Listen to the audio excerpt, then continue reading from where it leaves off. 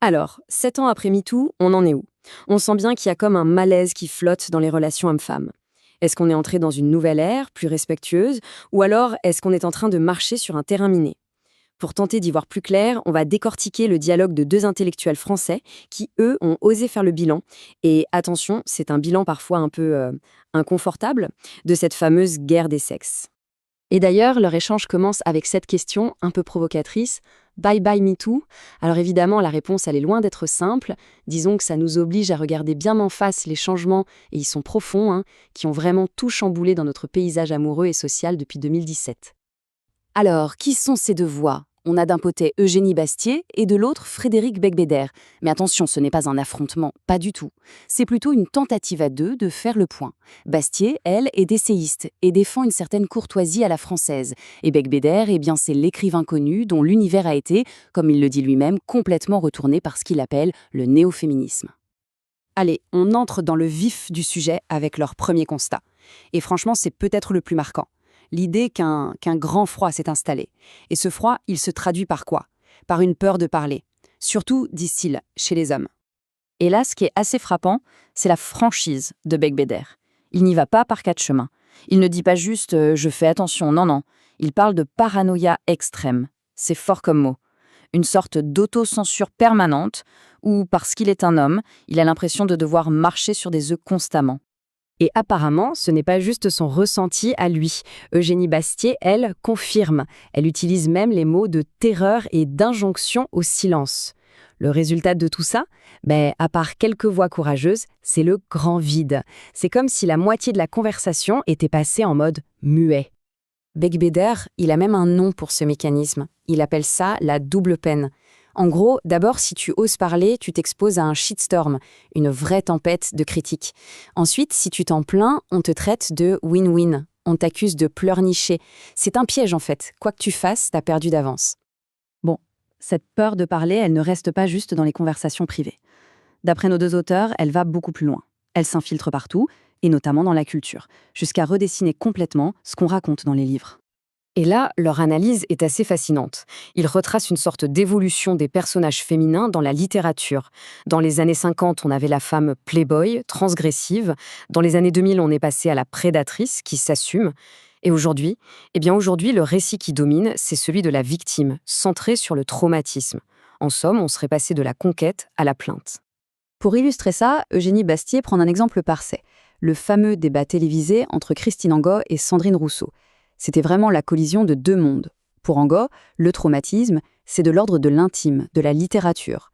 Pour Rousseau, c'est un levier politique. En fait, ce sont deux visions du témoignage qui sont irréconciliables.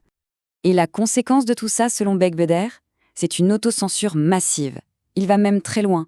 Il affirme qu'un roman aussi culte et transgressif qu'American Psycho serait tout bonnement impubliable aujourd'hui. La question sous-jacente, c'est est-ce qu'on est en train de voir une forme d'art s'éteindre ? Mais tout ça, ça ne reste pas que dans les pages des livres. Ces changements culturels, ils finissent par déborder dans nos vies de tous les jours. Et ils auraient même un impact sur les grandes tendances démographiques. Et là, leur argument est assez radical. Ils disent qu'en fait, on se trompe de problème. On parle tout le temps de la baisse de la natalité, mais ce ne serait qu'un symptôme. Le vrai problème de fond, ce serait la chute du couple. Cette difficulté de plus en plus grande à simplement se mettre ensemble et à y rester. Et pour appuyer ça, il y a un chiffre qui est spectaculaire, 20%. C'est le pourcentage de jeunes femmes qui, aujourd'hui, se déclarent non hétérosexuelles. Pour Eugénie Bastier, ce chiffre n'est pas anodin du tout. Elle y lie une forme de méfiance, presque un retrait stratégique par rapport aux hommes. Et quand on regarde la comparaison, c'est flagrant, la différence est énorme. Ce taux, il est 3 fois plus élevé chez les jeunes femmes que chez les jeunes hommes, où pour le coup ça reste stable. Donc ce n'est pas une tendance générale, c'est vraiment un phénomène spécifique aux femmes qui pourrait être, selon l'analyse, lié à ce climat post-MeToo. Et ça nous amène au grand paradoxe de notre temps. D'un côté, on est littéralement submergé de pornographie, accessible en un clic, et de l'autre, les rencontres dans la vraie vie sont de plus en plus compliquées, chargées de peur. C'est un vrai grand écart entre le virtuel et le réel. Ce grand écart, justement, il pose une question de fond. Est-ce que l'amour est devenu un produit de consommation, un simple marché avec une offre à une demande ? Le ghosting, c'est le symbole parfait de cette dérive. Cette pratique de disparaître du jour au lendemain sans un mot, comme si l'autre n'était qu'un objet qu'on jette. Ce n'est même plus de l'impolitesse à ce niveau, c'est carrément la logique du jetable appliquée aux êtres humains. En fait, c'est un peu la prophétie de Welbeck qui devient réalité. Son idée d'extension du domaine de la lutte, où la logique du marché allait envahir nos vies sexuelles, eh bien avec les applis comme Tinder, on y est en plein dedans. Le supermarché de la rencontre est ouvert. Et c'est là que Jenny Bastier propose une analyse vraiment à contre-courant. Pour elle, MeToo, ce n'est pas une révolution progressiste. Ce serait même, tenez-vous bien, une révolution conservatrice. Derrière les apparences, ce ne serait pas une demande pour plus de liberté, mais au contraire, une demande de cadre, de règles, dans un monde qui a perdu tous ses codes. Alors, face à cette marchandisation de l'amour, que reste-t-il? Qu'est-ce qu'il faudrait retrouver pour que la rencontre, le désir, retrouvent un peu de leur magie? Et c'est là que la discussion s'oriente vers deux choses, le risque et le mystère. Becbéder fait un rappel à l'étymologie latine du mot désir, desiderare, qui veut dire regretter l'absence d'un astre. C'est beau, hein? Ça veut dire que le désir, à la base, ce n'est pas combler un besoin, c'est être attiré par ce qui nous manque, par une étoile lointaine, quelque chose de mystérieux.